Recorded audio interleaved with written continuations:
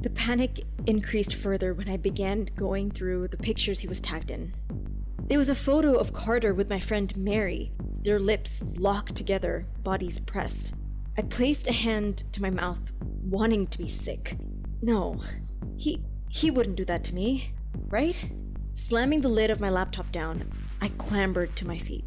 I hastily wiped the tears away and let out a huff of air.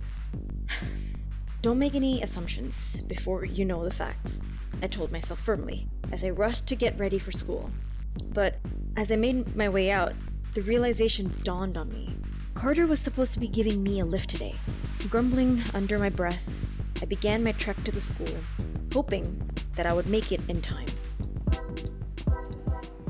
Eventually, I arrived at school, later than I thought I was going to be. I trudged down the hallway towards Mercedes' locker, who was smiling at something on her phone. Oh, morning. Bit late. Hey, busy morning with Carter? As soon as the words left her lips, she paused. Okay, so she obviously saw the photos too. Whose party was on last night? Someone in the year below us. Carter hooked up with Mary there? She refused to look at me and fiddled with her phone. Oh my god. My good friend and my boyfriend. On the night of my birthday. The night I had slept with Carter for the first time.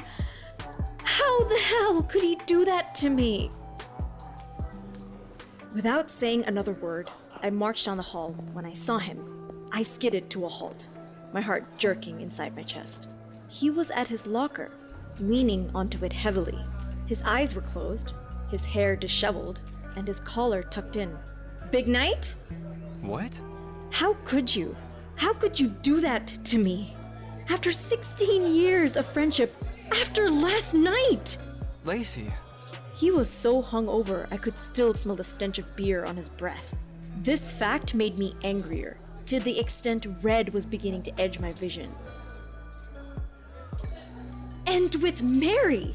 One of my closest friends. You could have gotten with anyone. Carter, anyone! Seriously, things got out of hand, okay? I was only going there for a little while, but I had a few drinks and one thing led to another. That is no excuse! My god! I can't believe what you have become. Give me a reason why you did it. It just happened. We're done. What? Let's just talk about this. And not just done from our relationship. Done from our friendship. You can't be Serious? I am. I don't want this anymore. With that, I jerked myself away from him and ran down the hall, tears gushing fluently down my face. My heart had been ripped into two and ripped from my chest. I hate Carter Williams. Showering this morning sucked. My head hurt, and my face was still a blotchy and bruised mess from yesterday. Ugh. I still hadn't spoken to Mercedes since our argument, and Aiden was supposed to pick me up from school about 5 minutes ago. Crap! Sighing, I rose to my feet and slipped on my shoes. I wandered to the front door when Carter pushed me against the wall, his face inches from mine. Let me go, Carter. Will you ever forgive me? Yeah, over my dead body. With that, I walked out of the front door and to my house, trying to stop the tears from falling. I couldn't keep crying over Carter.